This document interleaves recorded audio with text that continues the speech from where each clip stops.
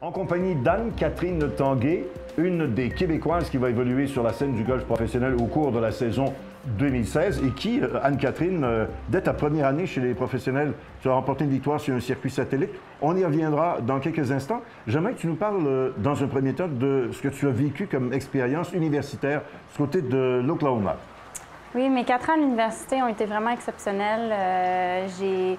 J'ai eu la chance d'être recrutée par l'Université d'Oklahoma, justement, ma coach Véronique Drouin, une autre Québécoise. Puis j'avais une autre Canadienne sur l'équipe. On a voyagé partout aux États-Unis. Puis ma première année d'université, on était ranké, comment on dit ça, ranké?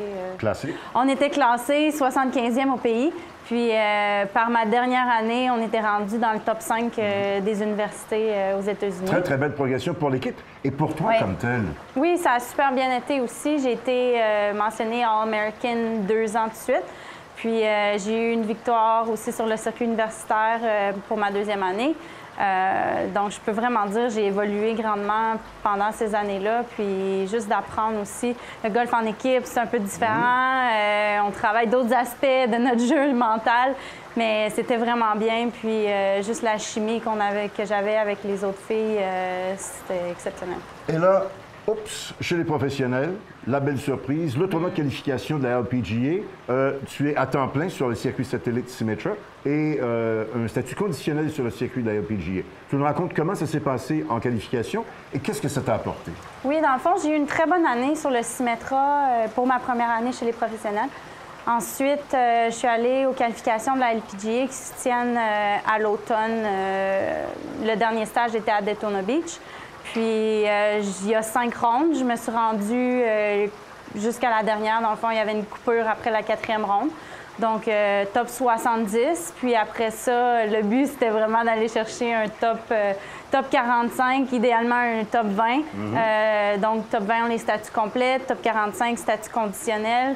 Puis, j'ai vraiment pas réalisé qu'est-ce qui s'était passé à la fin de ma journée, à la fin de ma ronde.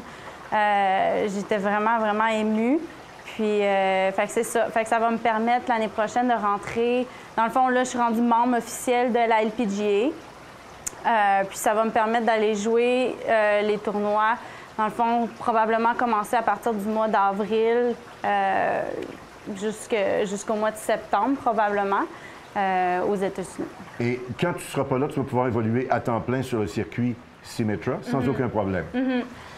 Donc, l'objectif, c'est vraiment de commencer ma saison sur le Symetra, puis d'ensuite d'aller graduellement vers le LPGA. Est-ce que tu as l'impression que tu vas pouvoir atteindre ce circuit de la LPGA quand même assez rapidement? Parce que tu as eu une très bonne progression, tu as travaillé très fort au cours des derniers mois, des dernières semaines pour effectivement améliorer ton jeu. Mais je l'espère vraiment. Donc, d'ici le mois d'avril, je vais continuer à travailler sur les aspects de mon jeu que je sais que c'était mes faiblesses un peu l'année passée. Puis ça va vraiment être d'aller m'acclimater aussi sur le circuit. Ouais. Puis c'est un nouveau mode de vie aussi parce que le Symetra, c'est quelque chose. Puis la LPGA, les horaires sont un petit peu différents aussi. C'est une longue semaine. Tu sais, on arrive là le lundi. Puis le LPGA, tu as une journée moins de préparation vu que c'est des tournois de 72 trous. Donc, je pense que ça va être une adaptation aussi d'aller jouer sur ce circuit-là.